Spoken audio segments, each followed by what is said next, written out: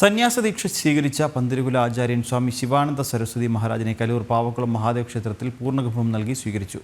ശൃംഗേരി ശാരദാമഠത്തിൽ വേദപഠനം പൂർത്തിയാക്കിയാണ് ശിവാനന്ദ സരസ്വതി സ്വാമികൾ സന്യാസദീക്ഷ സ്വീകരിച്ചത്. ആധുനിക കാലത്തെ ശ്രീനാരായണ ഗുരുവാണ് സ്വാമി ശിവാനന്ദ സരസ്വതി എന്ന ചടങ്ങിൽ പ്രഭാഷണം നടത്തിയ ഹിന്ദു ഐക്യവേദി സംസ്ഥാന അധ്യക്ഷൻ ആർ.വി. ബാബു അഭിപ്രായപ്പെട്ടു. അദ്ദേഹത്തിൻ്റെ കാലഘട്ടത്തിൽ ജീവിക്കാൻ സാധിക്കുന്നത് പുണ്യമാണെന്നും ആർ.വി. ബാബു പറഞ്ഞു.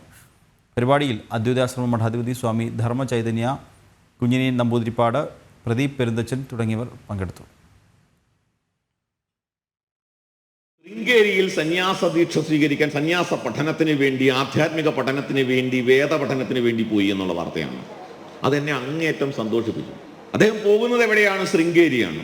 ശൃംഗേരി നമ്മുടെ കേരളത്തിലടക്കമുള്ള ഒരുപാട് സ്ഥലങ്ങളിൽ ഉണ്ടാക്കിയിട്ടുള്ളൊരു നരേറ്റീവ് ഉണ്ട്. ആ നരേറ്റീവ് ശൃംഗേരി, ഞാനത് പറയുന്നില്ല, അതെങ്ങനെയുള്ള മഠമാണ്, അത് ആർക്ക് മാത്രം പ്രവേശനമുള്ളതാണ് എന്നൊക്കെയുള്ളൊരു നരേറ്റീവ് നമ്മുടെ സമൂഹത്തിൽ ഉണ്ടാക്കിയിട്ടുണ്ട്. ശൃംഗേരി ശാരദാ മഠത്തിൽ 13 വർഷം സന്യാസ പഠനം നടത്തി. അതിനുശേഷം മങ്കര പ്രഭാകരാനന്ദ സ്വാമിയിൽ നിന്നും സന്യാസ ദീക്ഷ ഔദ്യോഗികമായി സ്വീകരിച്ച് ഇന്ന് നമ്മുടെ മുമ്പിൽ ശിവാനന്ദ സരസ്വതി മഹാരാജായി വിരാജിക്കുന്ന അദ്ദേഹത്തിന്റെ ആ കാലഘട്ടത്തിൽ നമുക്ക് ജീവിക്കാനാകുന്നു എന്നുള്ളതാണ് നാം ചെയ്ത ഏറ്റവും വലിയ പുണ്യം എന്ന് ഞാൻ പറയാൻ ആഗ്രഹിക്കുകയാണ്.